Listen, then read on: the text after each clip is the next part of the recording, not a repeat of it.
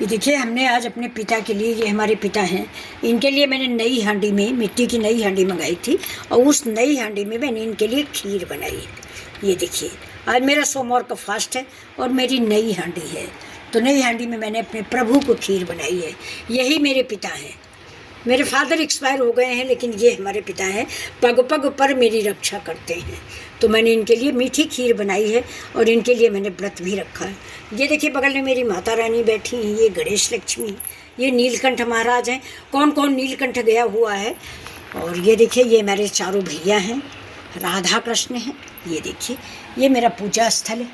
ये देखिए, ऊपर हमारे गणेश जी हैं, इधर फिर मेरे पिताजी बैठे हैं, इधर हनुमान जी हैं। और ये देखिए, ये माता रानी की फ़ोटो है, माता रानी का कलश है।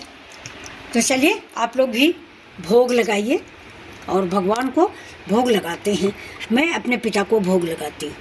मेरे सभी कष्टों को दूर करने वाले मेरे प्रभु हैं। ये देखिए, लीजिए, भोग लगाइए। भगवान भोग लगाइए, मेरे पिता भोग लगाइए।